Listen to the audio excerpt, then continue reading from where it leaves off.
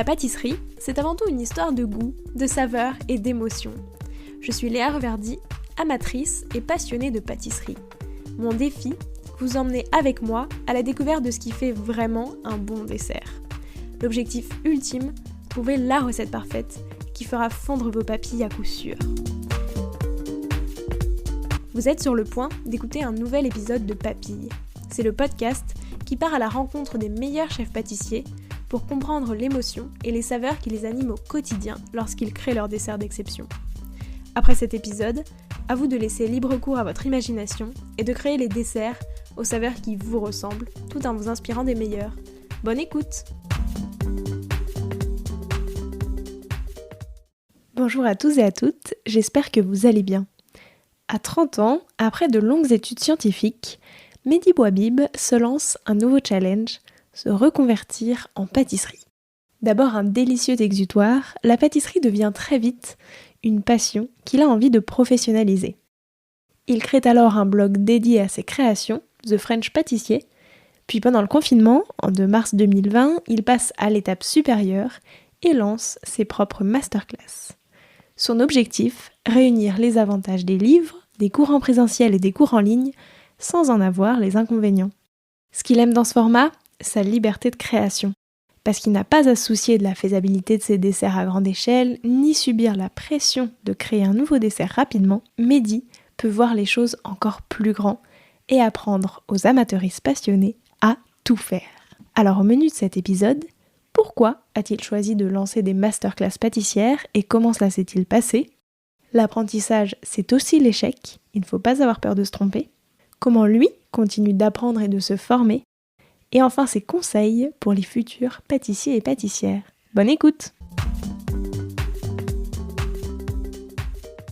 Bonjour Mehdi. Bonjour Léa. Comment vas-tu ? Très bien, merci, et toi ? Ça va aussi, je te remercie beaucoup. Pour commencer, je te propose qu'on revienne un petit peu sur ton parcours, mais vraiment au prisme des saveurs. Donc déjà toi, c'était quoi ton dessert préféré quand t'étais petit ? Alors mon dessert préféré quand j'étais petit, c'est le gâteau raté de ma maman. Ouais, ça fait rire tout le monde. Alors on l'appelait le gâteau raté parce que c'est un gâteau qui n'a pas de levure dedans, c'est un gâteau au chocolat noir qui n'a pas de levure chimique dedans et qui est juste à base de blanc monté, et donc c'est un gâteau un peu raplapla avec une croûte qui est toute craquelée quand elle sort du four. Finalement c'est bon. C'est ultra bon, c'est ultra fondant. c'est vraiment mon dessert préféré encore aujourd'hui. Mais voilà, donc c'est le gâteau raté au chocolat de ma maman. Mais du coup c'est pas du tout raté. C'est pas du tout raté, mais il s'appelle le gâteau raté. C'est une signature. Et c'est quoi pour toi le dessert parfait quand on veut finir un repas le dimanche midi ? Quelque chose de léger. Le dimanche en général on se fait des grosses bouffes. L'été c'est un immense barbecue où on n'en peut plus, donc ce serait peut-être juste une petite boule de glace vanille maison avec des fraises marinées dans de l'huile d'olive, des fraises fraîches, et puis l'hiver une tarte au citron meringuée, mais vraiment tout en légèreté. C'est vrai, c'est pas mal, ça fait envie. C'était quoi les saveurs de ta toute première création ? Et dans quel cadre est-ce que tu avais fait cette création ? Celle dont je me souviens, c'est quand j'étais en stage de CAP. J'ai eu la chance de faire mon stage de CAP au Meurice avec Cédric Grolet. Et à l'époque, il y avait un concours, on appelait ça le concours des commis, okay, qui était un concours mensuel où chaque mois, le chef nous imposait un thème et il fallait on arrêtait la production pendant 2 heures, on présentait la recette qu'on avait créée sur le thème et puis on élisait le meilleur dessert de l'équipe. Trop bien. Et donc à l'époque j'étais stagiaire et puis j'avais pas trop froid aux yeux et j'ai dit mais est-ce que les stagiaires peuvent participer ? Donc j'en ai fait 1, 2 et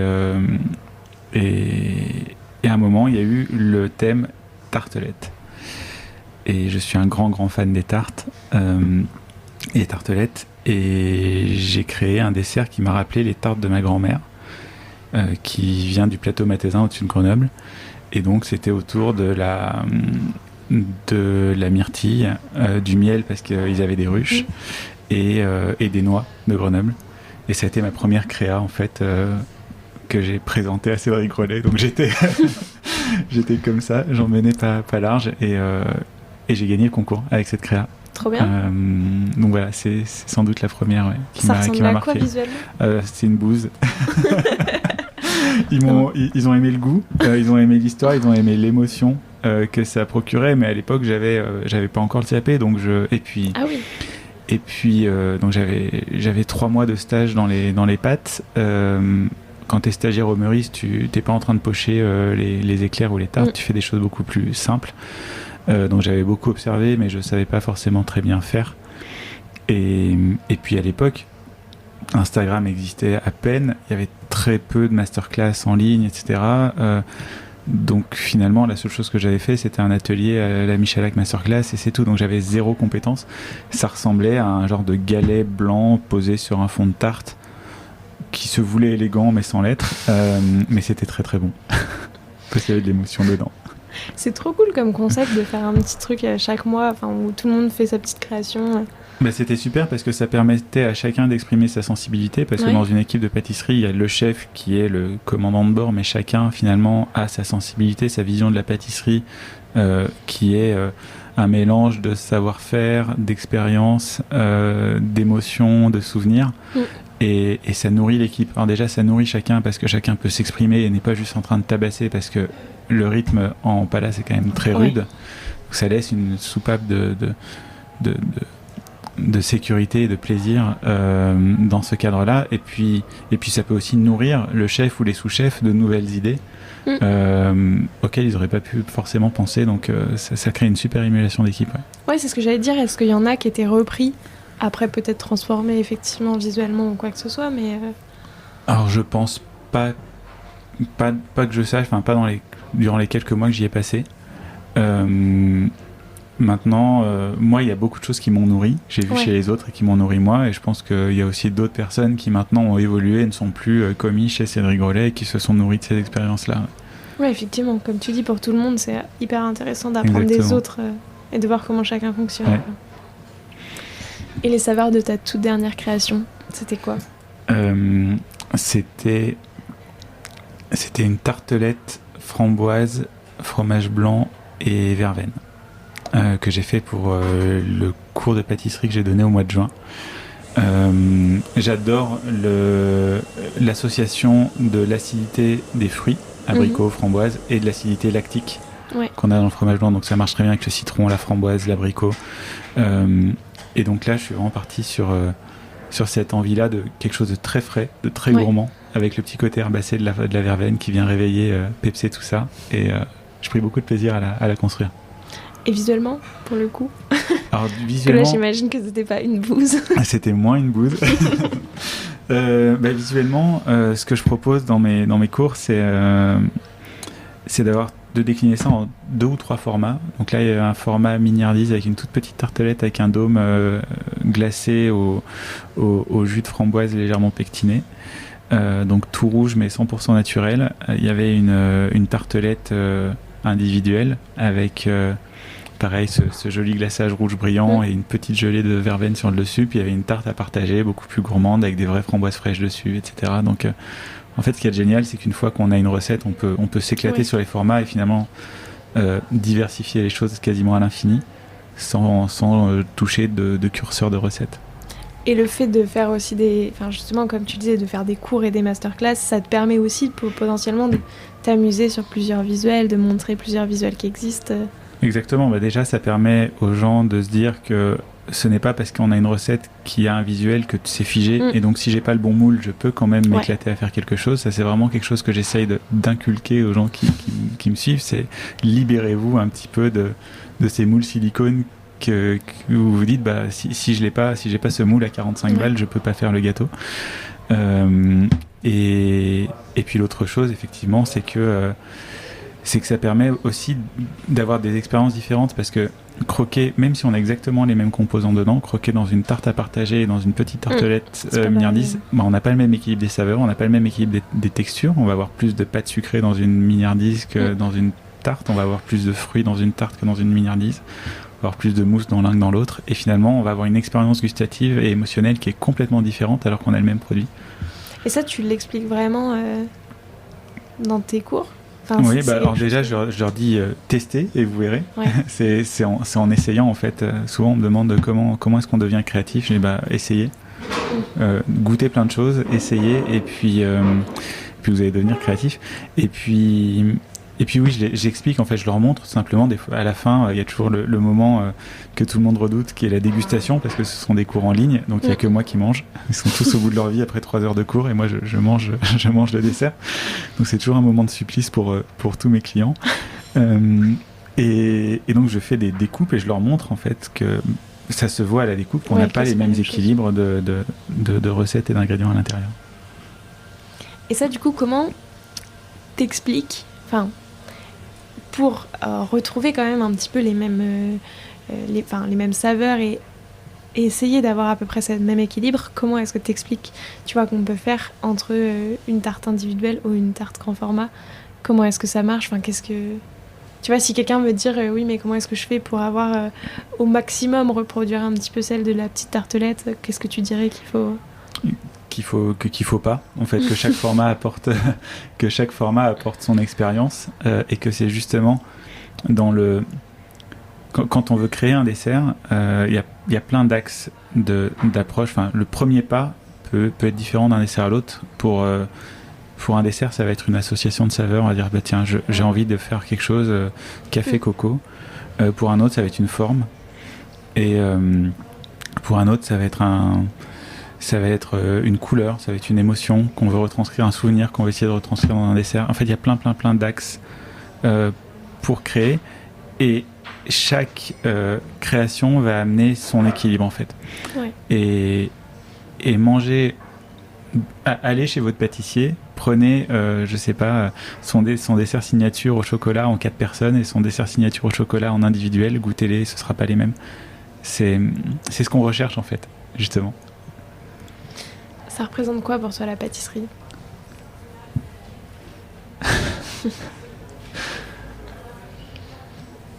Pour moi, la pâtisserie, c'est d'abord le partage. Je prends aucun plaisir à faire un gâteau pour moi et à le manger tout seul.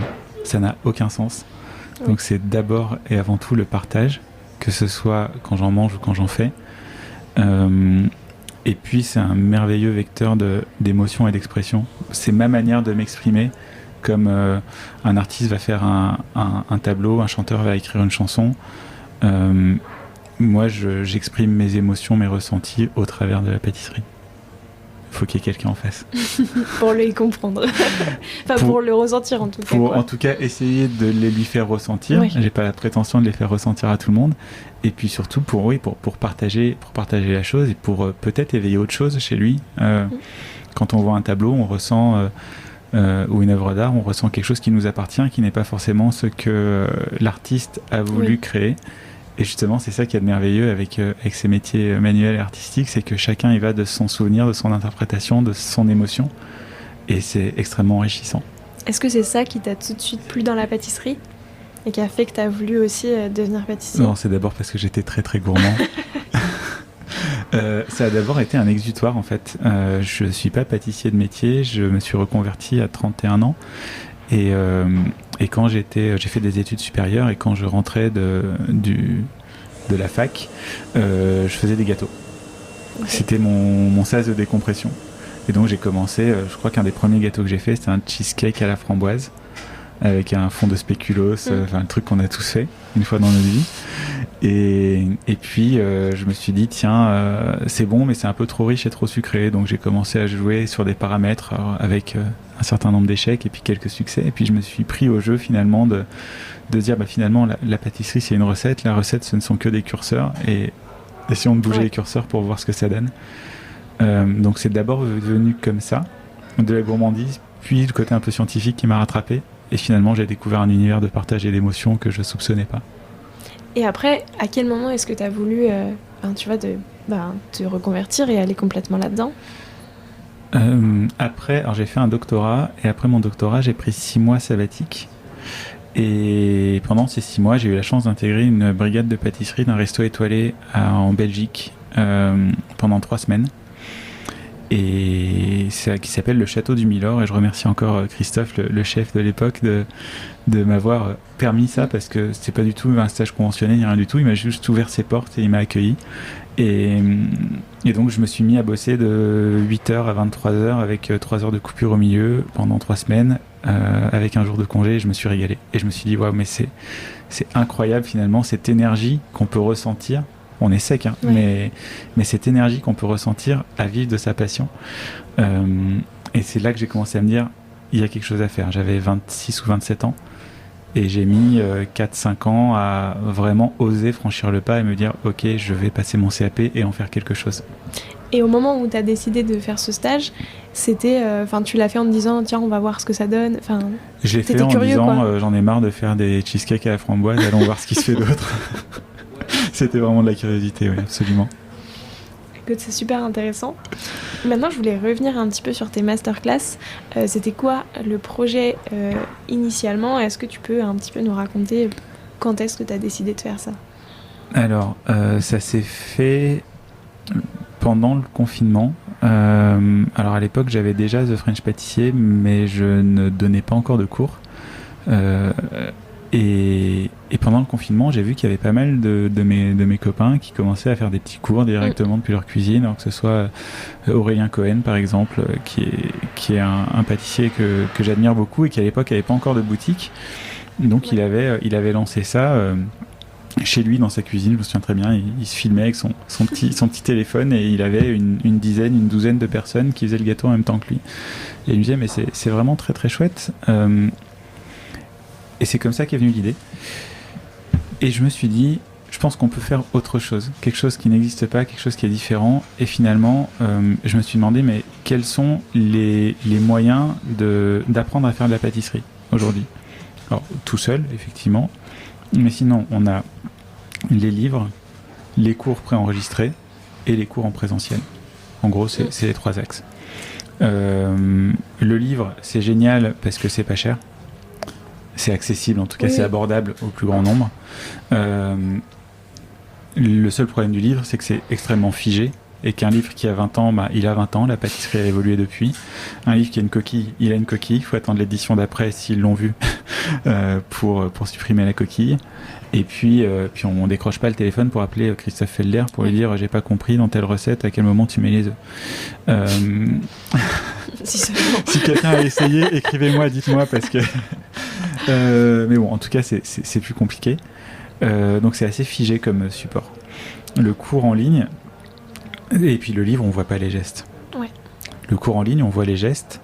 En général, c'est assez abordable aussi dans la plupart des cas.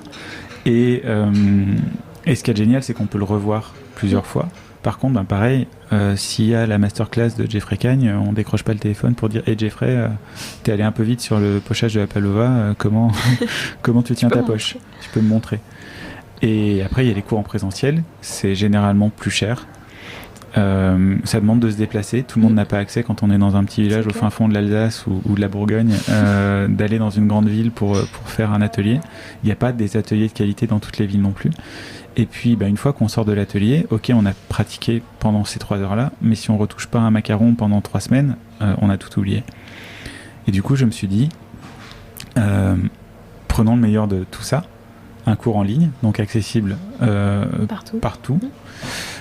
En direct pour pouvoir poser ses questions, revisionnable à l'infini pour pouvoir revoir, et à au prix d'un livre finalement. Ouais. C'est comme ça que sont nés les cours de pâtisserie.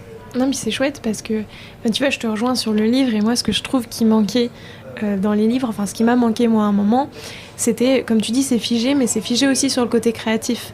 En fait, si tu te dis est-ce que je peux faire ça, t'as pas trop la réponse dans le livre, et en fait le livre on te propose une recette telle quelle, mais je trouve qu'on t'incite pas trop à te dire en fait tu peux aussi faire ci ou tu peux changer. Il y a quelques livres qu'il propose, je pense moi un livre qui m'a énormément plu quand j'étais encore amateur, c'est le Michalak Masterbook. Okay.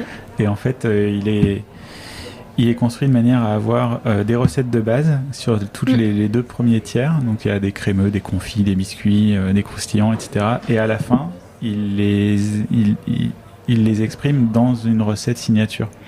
Mais du coup, on voit qu'il y a vraiment ces deux éléments-là et on peut se dire, bah tiens, peut-être que si je mets, plutôt que de mettre ce confit-là, j'en mets un autre, est-ce que ça fonctionne? C'est un premier pas vers la créativité dans un livre. Mais c'est vrai que généralement, les livres sont plutôt figés dans les recettes. Celui de Ferrandi aussi fonctionne pas mal comme ça. Oui, que je connais moins bien. Du coup, comme tu le dis, il y a les recettes de base au début, et après, chaque recette est déclinée en 3 niveaux un petit peu. T'as le niveau A, genre ta tarte chocolat classique. Le niveau 2, elle est un petit peu plus originale. Et le niveau 3, c'est décliné avec un chef. Donc c'est pas mal aussi, mais tu vois, c'est vrai que je trouve qu'après, tu restes... je sais pas, je trouve qu'il manque toujours un petit peu quelque chose où, comme tu le dis, quand t'es en live, tu peux poser tes questions, tu peux dire ouais, mais si je fais ça, qu'est-ce que ça va faire? Exactement. Parce que souvent c'est un peu le problème quand t'es amateur, t'oses pas forcément et t'as besoin qu'on te rassure. Et on se rend compte que moi, ça fait, je crois que j'en suis à mon 14e cours live, j'en fais un par mois, et finalement c'est toujours les mêmes questions. Donc il suffirait à la limite d'avoir un livre qui répond aux 50 questions que tout le monde se pose. Et puis ça réglerait pas mal le problème. Ah, tu devrais le faire. C'est en projet. C'est en projet. C'est pas en cours, mais c'est en projet. Et qu'est-ce qui te plaît en plus, tu vois, dans ce format masterclass, peut-être plus du côté où toi, en tant que formateur, en tant que celui qui donne la masterclass, qu'est-ce qui toi te plaît dans ce format? C'est l'interaction. Encore une fois, je pense que la pâtisserie, c'est le partage. Quand on est en digital, c'est compliqué de partager. Et dans ces moments-là, je suis vraiment dans la partie de mon métier qui m'éclate le plus, c'est que je suis au contact des gens, même s'ils sont derrière leur écran. Le fait que ce soit en live, ils me posent des questions en direct. Et puis, le fait d'en faire un par mois fait qu'il y a certaines personnes qui sont fidélisées, que je retrouve. Donc, il y a presque un noyau dur, une petite famille de gens que je retrouve d'un cours à l'autre, qui me suivent depuis les tout débuts de TFP. D'ailleurs, je vous remercie tous qui écoutez ce podcast. Et ce moment de partage, c'est extrêmement enrichissant pour moi aussi, parce que j'apprends aussi des choses. Je suis aussi challengé dans ma manière de partager, d'expliquer. Des fois, je me rends compte qu'il y a des choses qui sont évidentes pour moi et qui ne sont pas claires en face, donc ça me permet de me réajuster. Et puis derrière, il y a la fierté de voir des gens qui progressent, qui font des desserts qu'ils n'auraient pas imaginé faire une semaine avant. Oui. Qui me disent Mehdi, depuis que je suis tes cours, je rate plus jamais ma pâte à choux parce que j'ai enfin compris. Ça, c'est extrêmement enthousiasmant et satisfaisant. Ouais, puis mine de rien, il y a aussi, toi, du coup, t'apprends avec ton matériel chez toi, dans tes conditions perso. Tu vois, chacun apprend avec ses conditions personnelles. Du coup, forcément, tu rates moins les choses. Et puis l'idée là, c'est vraiment de. J'ai eu la chance, encore une fois, de travailler dans des très belles maisons, que ce soit avec Cédric Grolet, avec Benoît Couvrant chez Cyril Lignac, avec Maxime Frédéric au Georges V, et d'avoir accès à des conditions de travail professionnelles qui sont incroyables, avec du matériel de dingue, avec nos limites sur la forme des moules, parce qu'ils étaient faits... sur mesure. Sur mesure, exactement. Et du coup, de prendre tout ce savoir-faire et me dire, ok, mais maintenant que je suis dans ma cuisine, parce que je cuisine dans ma cuisine, je suis pas encore dans un labo professionnel, comment est-ce que je fais pour avoir la même chose? Comment est-ce que je fais pour avoir un laminoir alors que ça prend l'espace d'un plan de travail et ça coûte 3000 balles dans ma cuisine? Et finalement, ramener tout ce savoir-faire et toute cette technicité à ce qu'on peut faire chez soi, c'est extrêmement intéressant pour moi. Ça m'oblige vraiment à me challenger. Et quand j'arrive avec une solution, notamment pour le laminoir, acheter des réglettes chez Leroy Merlin, des plats de différentes tailles, et ça vous fait des guides pour votre rouleau, ça permet de faire redescendre un petit peu ce côté j'y arriverai jamais parce que déjà je n'ai pas le savoir-faire de Cédric Grolet et je n'ai pas son matériel. Si, finalement le savoir-faire est accessible quand il est bien amené, et puis le matériel, il y a toujours des astuces pour mais donc toi, ça a été de nouveau un apprentissage. T'as dû tout repartir, de dire comment je vais faire ça dans ma cuisine quand même. Oui, avec encore une fois beaucoup d'essais, quelques échecs. Des fois, l'idée de génie, on se dit ouais, mais pourquoi j'y ai pas pensé plus tôt? Et puis, et effectivement, des choses comme quand on travaille dans une boutique comme ça, on a un congélateur à air pulsé qui descend à moins 40 degrés. Ouais. Quand on est chez soi et qu'on a un congélateur blindé qui suffoque à -10 et qui est tout givré, on n'a pas le même résultat à la fin. C'est clair. Donc comment est-ce que je fais pour... déjà, quelles sont les choses que je peux dire? Dégivrer votre congèle, essayer d'avoir peut-être un congélateur pâtissier à côté que vous allumez que quand vous en avez besoin. Et puis même avec ça, je suis pas à -40 air pulsé, donc comment je fais quoi? Donc, c'est assez intéressant. C'est chouette. Mais est-ce que le fait d'être en 100% digital, des fois c'est pas frustrant pour toi? Dans le sens où est-ce qu'il n'y a pas des moments, tu vois, où tu aimerais bien toi-même, tu vois, donner un cours en présentiel, pouvoir... tu vois, est-ce que des fois, tu arrives à montrer tout ce que tu veux montrer, ou est-ce qu'il te manque un peu ce côté... Montrer tout ce que je veux montrer, oui, parce que les cours font aussi officiellement 3 heures, mais en général ils font 3h30 parce que j'ai trop de choses à partager et à donner. Et puis je me limite pas, je dis pas ça fait 3 heures. Ouais, stop. Stop, comme un fonctionnaire qui ferme qui shut down son ordi en disant il est 17h, salut. Tant pis, on n'aura pas vu le pochage. Voilà, donc non, j'arrive à tout montrer. Ce qui me manque effectivement, c'est le côté humain rencontre, mais je me rends compte que le digital peut être au service du réel. Et finalement, quand on a un atelier en présentiel, on a des gens qui viennent qu'une fois, majoritairement. Je viens découvrir les macarons, j'ai jamais fait de macarons de ma vie, donc déjà, c'est moins souvent des passionnés de pâtisserie, c'est plus des curieux. Ou des gens, il y a mamie Josette qui m'a offert un atelier macaron parce que je lui ai dit macaron une fois et je viens découvrir, mais j'en referai plus jamais de ma vie. Donc c'est plus la sortie ludique du samedi après-midi. Et finalement, en ayant cette activité-là, je m'adresse plus à des passionnés, donc il y a une certaine récurrence, et je rencontre des gens en vrai qui m'ont suivi d'abord de manière digitale, qui sont devenus des copains, des bonnes connaissances, des gens avec qui je peux échanger, des gens avec qui je peux boire un verre en disant tiens, je suis sur Paris, toi aussi, on se rencontre. Et finalement, je fais des rencontres beaucoup plus fortes, beaucoup plus intenses et beaucoup plus durables que si j'avais un atelier avec un passage quotidien de gens qui reviendront jamais. C'est vrai. Non, mais c'est sûr que le digital, finalement... Quand il est bien utilisé, c'est un super outil de la vraie vie. Oui, c'est ça, mais tu vois, tu pourrais potentiellement avoir le côté frustrant de en fait, mes élèves. Mais comme tu dis, en fait, comme tu as ce côté, les gens reviennent, tu casses un petit peu tout ça, quoi. Exactement. Et puis après, je m'interdis pas de faire des cours en présentiel un jour. Pour l'instant, j'ai pas l'outil, j'ai pas le laboratoire pour, mais j'ai plein d'idées. J'aimerais un jour. J'adore voyager. Ça, vraiment, ma première passion, c'est le voyage avant même les gâteaux. Et je me dis, ce serait génial le jour où TFP n'a plus besoin de moi au quotidien pour répondre aux emails ou créer la recette de demain, parce que j'ai une super équipe qui gère derrière moi. Je prends mon sac à dos et je fais le tour de France des abonnés et tous les 2 jours, je vais dormir chez une des 80 000 personnes qui me suivent sur Insta et on fait un gâteau ensemble. Ça, ce serait trop cool. J'adorerais ça. Pour l'instant, je peux pas me le permettre parce que c'est encore une bébé entreprise qui a besoin de moi comme un bébé. Mais quand elle sera ado, je prendrai mon sac à dos. Ouais, ou même, tu vois, une espèce de van avec une petite cuisine derrière et comme ça, tu vas faire ça et tu filmes une recette avec chaque personne. Exactement. Ah, ça serait trop cool. L'idée du van est cool. Bah ouais. J'ai piqué le camping-car de mes parents. Ils le savent pas encore. Mais papa, maman, si vous m'écoutez, dans quelques années, je reprends le camping-car.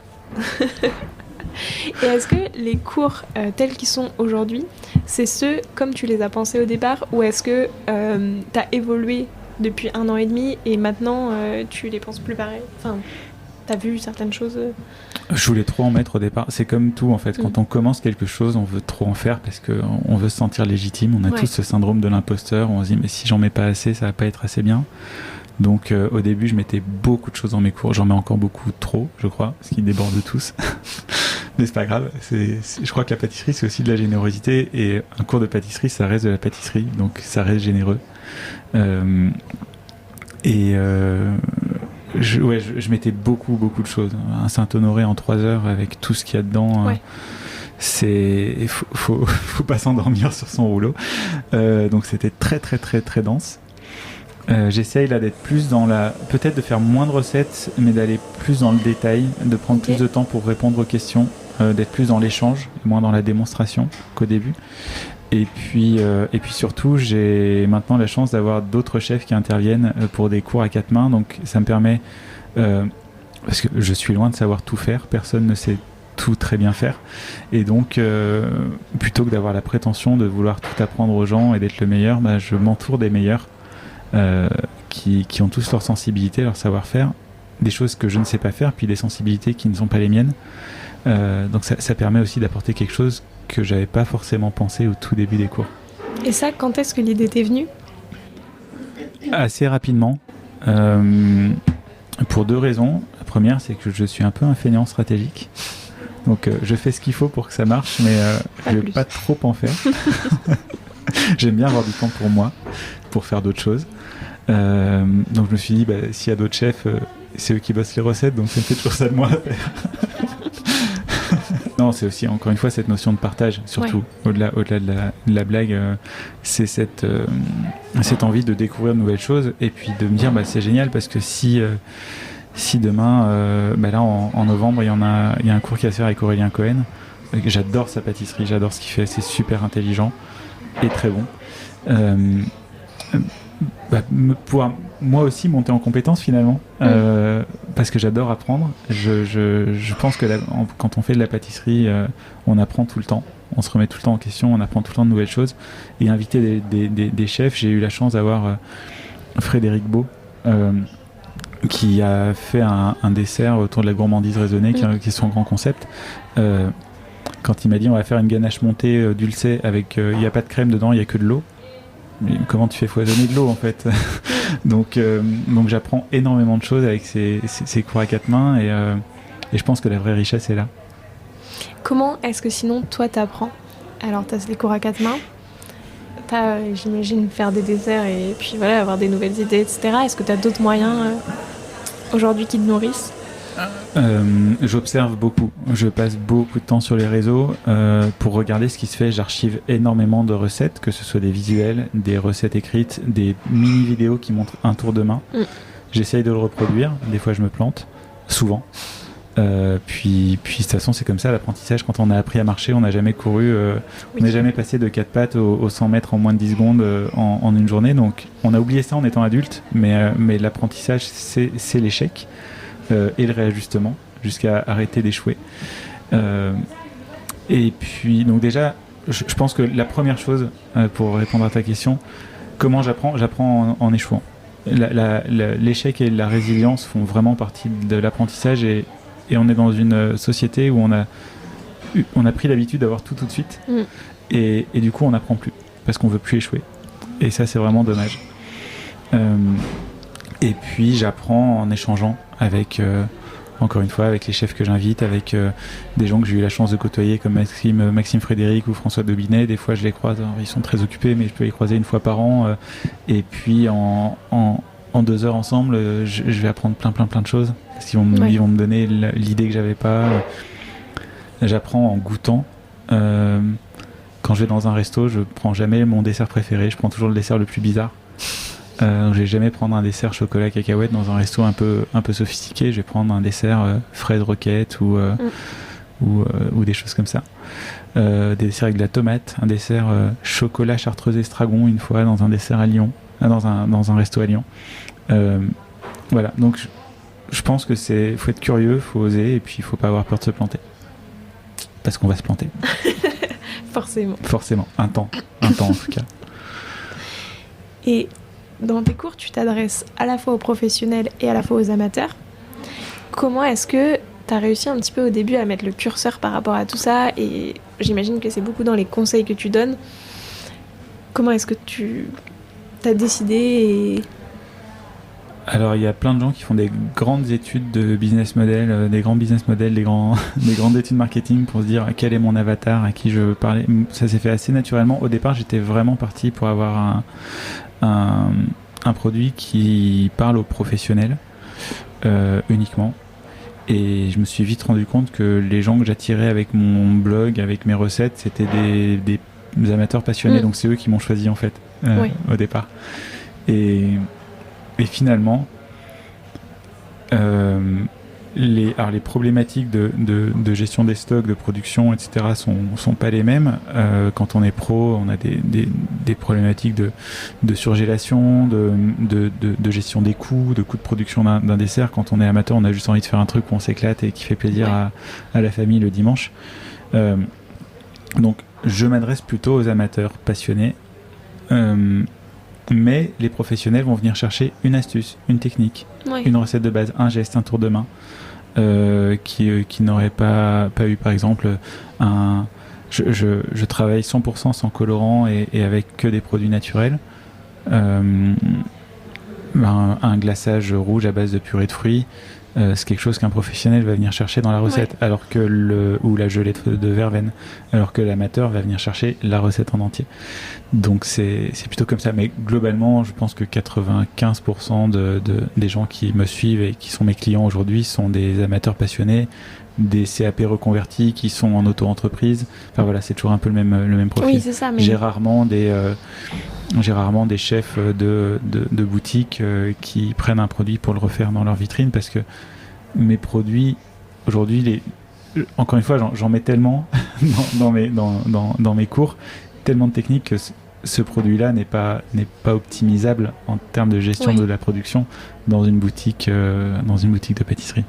Oui, mais tu as des professionnels ou semi-professionnels, tu vois, qui sont en train de passer un CAP pour quand même se professionnaliser là-dedans, etc. Donc, ils vont venir chercher des techniques, effectivement. Ouais. Donc oui, les professionnels ou les semi-professionnels ou ceux qui sont en train de se professionnaliser, en tout cas, viennent chercher un savoir-faire, une technique, quand l'amateur veut reproduire un dessert canon.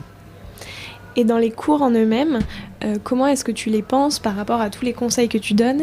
Est-ce que tu vois, par exemple, tous tes cours peuvent être suivis complètement indépendamment des autres ? Est-ce qu'ils viennent s'ajouter ?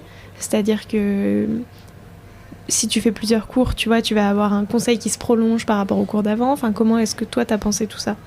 Alors, c'est très compliqué parce que je veux à la fois que chaque cours soit indépendant les uns des autres, et comme j'ai des gens qui reviennent, des gens qui ont pris des cartes pour 12 cours, je peux pas faire 12 fois la même chose. Oui, tu peux pas donc chaque fois j'essaie vraiment d'être sur quelque chose de nouveau, de différent, et ça déjà le nombre de techniques en pâtisserie reste fini. À un moment, quand on a appris tout le monde dit la pâtisserie c'est compliqué, mais je dis non, la pâtisserie c'est pas compliqué. Il y a une dizaine, une quinzaine de gestes à connaître, une quinzaine de techniques de base, une émulsion, un foisonnement à connaître. Une fois qu'on a ça, il faut s'entraîner. Mais donc il y a cette difficulté de faire toujours quelque chose de nouveau et en même temps de rester dans une certaine continuité d'apprentissage. Par exemple, il y a un cours sur le millefeuille où j'ai fait un feuilletage inversé, et un cours sur le Saint-Honoré où j'ai fait un feuilletage viennois. On n'est pas sur le même feuilletage, on est sur la même technique, donc ils se répondent l'un l'autre. Après, si la personne qui a suivi le millefeuille veut apprendre, veut se dire tiens, je veux faire un millefeuille avec un feuilletage viennois, effectivement, le deuxième cours va répondre au premier. Mais il n'y a pas d'unité absolue. L'idée, c'est pas d'obliger les gens à prendre 12 cours pour avoir toutes les techniques. Chaque cours reste complètement indépendant les uns des autres. Et toi, qu'est-ce que t'aimes personnellement dans cette manière de faire la pâtisserie ? Qu'est-ce qui, toi, te plaît Dans ma manière de faire la pâtisserie ? Non, dans cette manière-là, tu vois, de proposer des masterclass et du coup de penser un petit peu pour une masterclass, tu vois. Ce que j'aime dans les masterclass et dans les produits que je propose, c'est que comme j'ai pas de contraintes de production, j'ai une liberté absolue sur le dessert que je peux proposer. Aujourd'hui, les tartelettes en forme de fleurs avec le petit chou qu'il y a au-dessus, qui ont été très très inspirées par les fleurs de Cédric Grolet, que j'ai revu à ma sauce.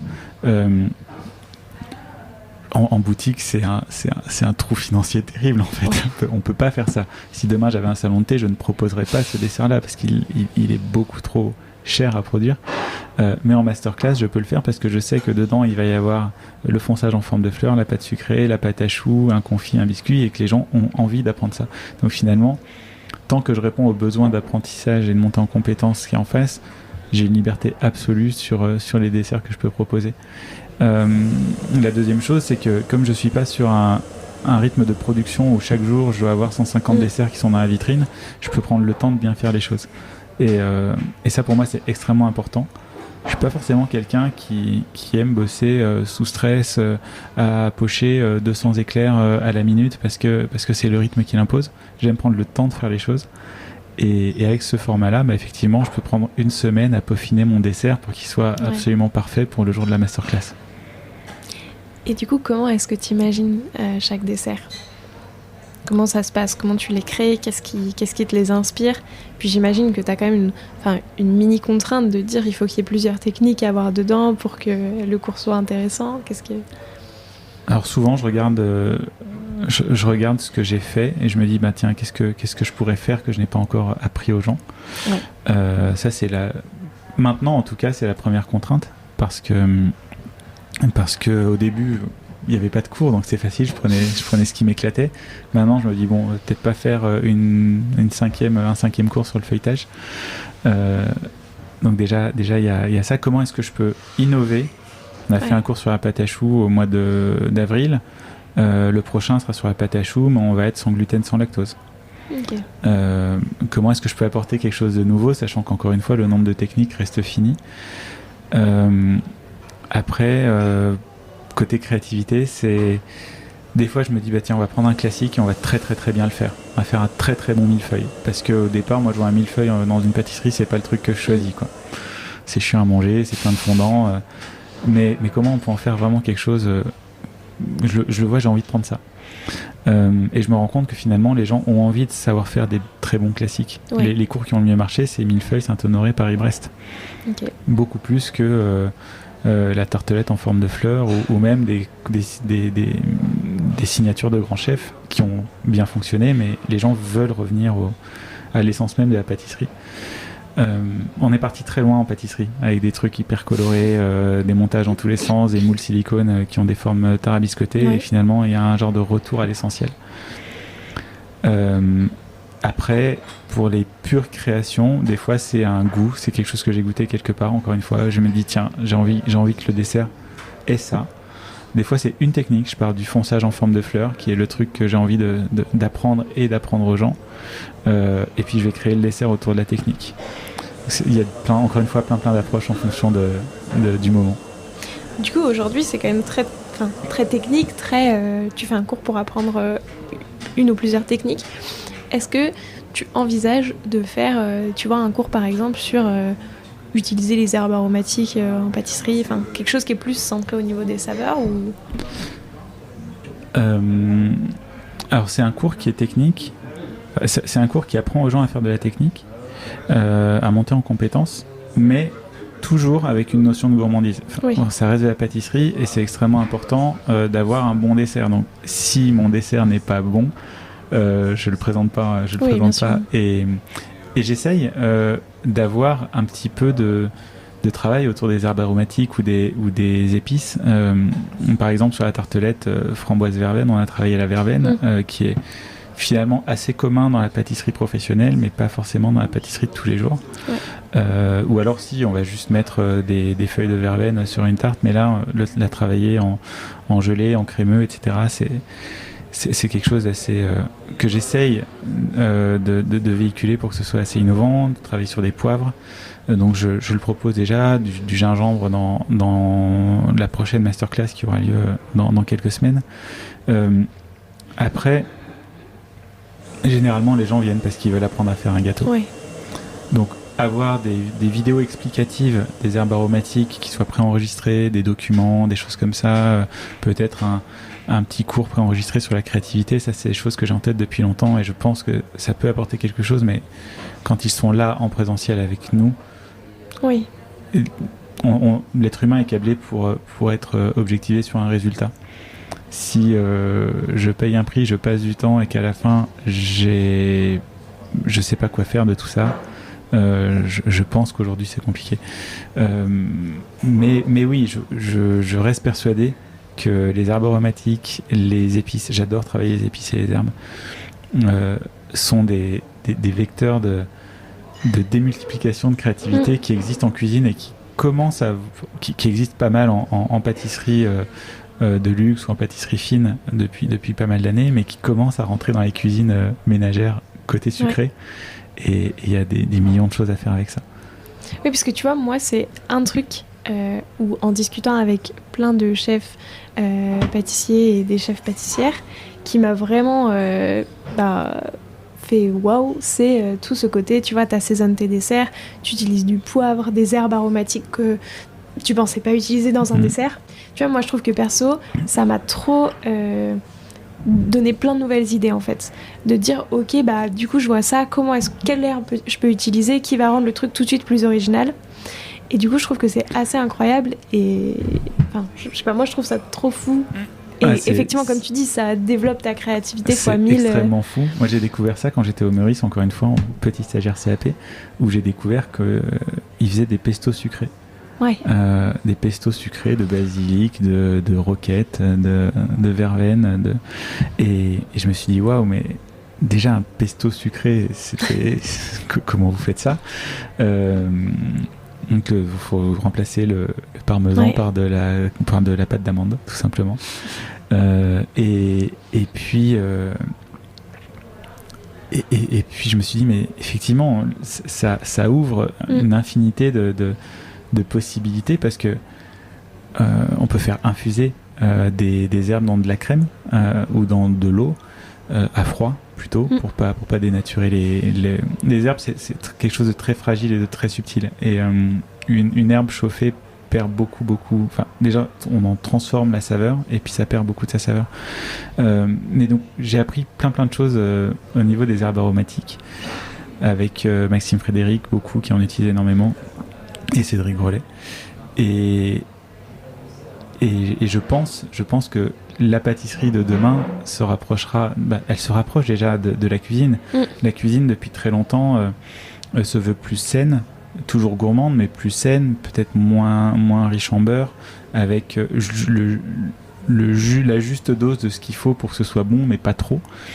Et puis avec de l'assaisonnement, encore une fois. Et c'est ce qu'on commence à trouver en pâtisserie, finalement, avec des pâtisseries qu'on essaye plus saines, alors sans être dans le sang, hein, sans être dans la privation, mais dans quelque chose avec comme le dit Frédéric Beau, la juste dose de ce qu'il faut pour que ce soit gourmand. Enfin, c'est pas tout à fait comme ça qu'il le dit, mais ça veut dire ça. Et puis derrière, des assaisonnements, de la fleur de sel plutôt que du sel. Pourquoi ? Qu'est-ce que ça va amener ? C'est pas du tout la même utilisation. Pourquoi tel ou tel poivre ? Est-ce que tel poivre va être super bon avec de la poire, mais celui-ci, le poivre timut, ça va plutôt être avec des agrumes. Pourquoi ? Je vais essayer. On dit toujours que abricot romarin ça marcherait très bien, mais pourquoi est-ce que fraise romarin ça marcherait pas ? On essaye, on voit, et ça ouvre un potentiel infini. Ouais, moi je trouve ça fou. C'est passionnant. Quand on commence à rentrer là-dedans, c'est passionnant et c'est sans fin. C'est clair, et du coup je trouve que, tu vois, autant tu avais dans ta tête les associations classiques où tu dis fraise, vanille c'est bien, ou fraise un autre fruit, et du coup là partir sur les herbes, ça t'ouvre des nouvelles possibilités, ou les épices, infinies. Et puis là, on se dit, tiens, fraise basilic, c'est sympa. Mais peut-être que fraise menthe basilic, c'est sympa. Ouais. Peut-être qu'on peut faire non pas un pesto basilic, mais un pesto basilic, roquette, estragon. Ouais, non, c'est clair. Et puis voilà, là, on rajoute une couche, mais... Tu disais, ce qui était aussi très chouette et pourquoi tu as choisi ce modèle, c'était aussi tout le partage de connaissances, la transmission. C'est quoi pour toi le plus beau message à transmettre à des amateurs de pâtisserie ou des futurs pâtissiers et pâtissières ? C'est que rien n'est impossible. Je pense qu'il y a beaucoup d'entre nous, et moi le premier quand j'étais amateur, qui regardaient les chefs pâtissiers avec des yeux émerveillés en disant « Wow, mais c'est incroyable ce qu'il fait, je pourrais jamais faire ça. » La preuve en est, je suis capable de faire ça aujourd'hui en ayant passé mon CAP à 32 ans. Et en étant bien accompagné, en comprenant les choses, en étant bien entouré et en confiance, tout le monde est capable de faire des desserts incroyables. Il faut s'entraîner un peu, il faut rater un petit peu, il faut oser rater un petit peu, encore une fois, mais rien n'est impossible.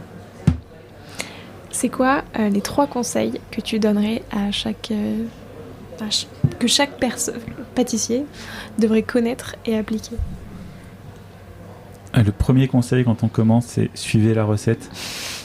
C'est pas de la cuisine. Donc s'il y a 120 grammes de farine blanche, mettez pas 80 grammes de farine complète, parce qu'après vous m'appelez en me disant pourquoi ça marche pas. Si c'est de la gélatine, ne mettez pas de pectine. Donc vraiment, le premier, c'est suivez la recette. Le deuxième, c'est une fois que vous avez bien suivi la recette et que vous avez bien compris, osez bouger les curseurs. Mettez de la farine grise pour voir ce que ça donne. Remplacez tel sucre par un autre pour voir ce que ça donne. Et puis le troisième conseil, encore une fois, c'est oser rater. Accordez-vous la chance de rater, d'apprendre et de progresser. Merci pour ces conseils. C'est quoi, toi, l'ingrédient que tu adores travailler plus que les autres? Si tu pouvais faire que des masterclass avec cet ingrédient, ce serait lequel?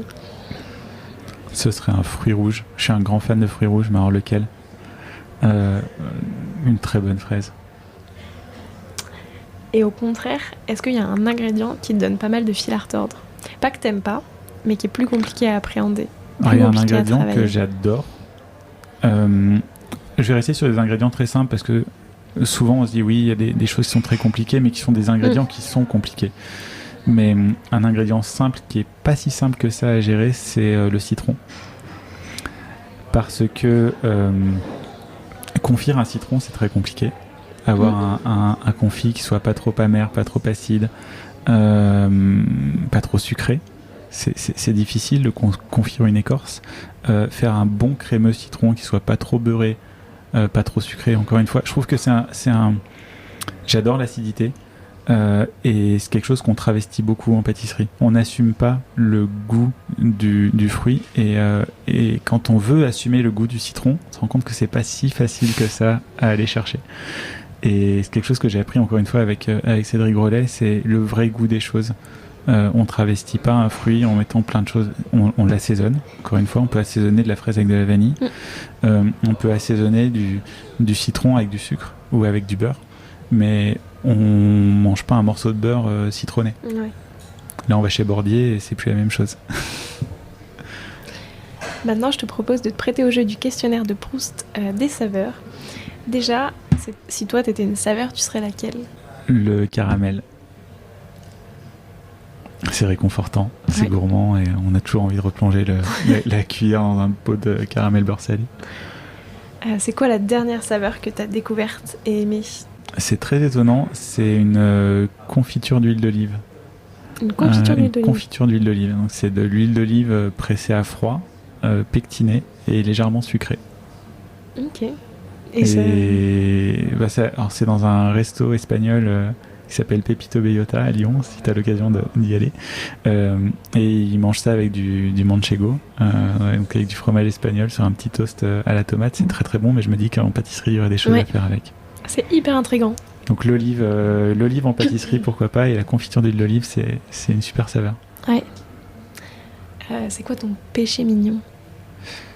Je peux dévorer 200 grammes de chocolat au lait Givara de Valrhona devant la télé.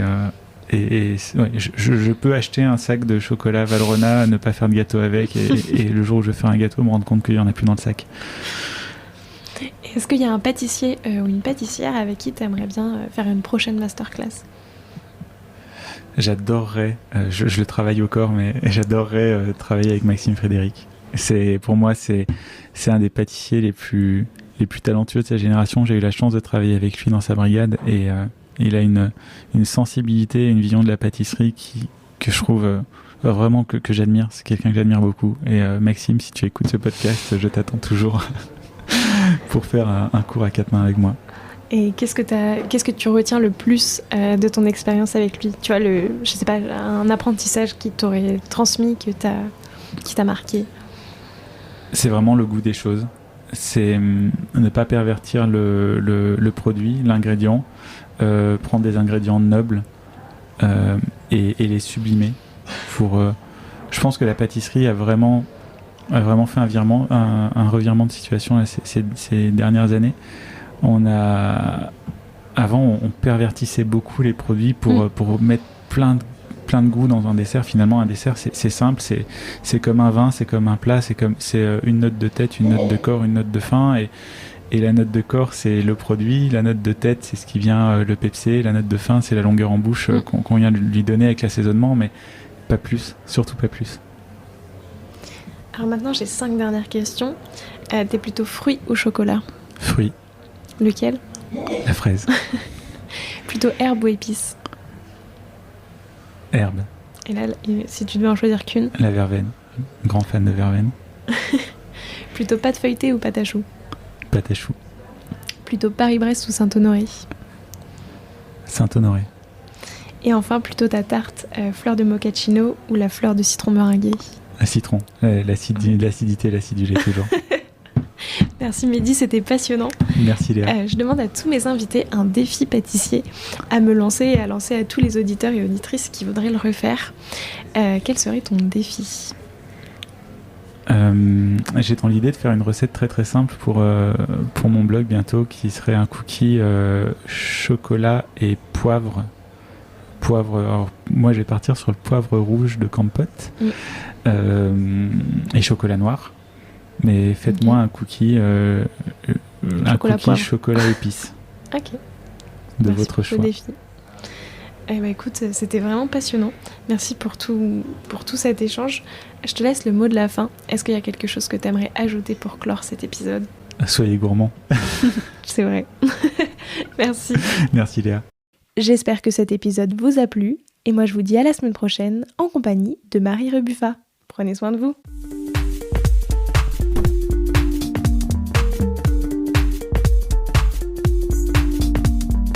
Alors, quel sera votre prochain dessert ?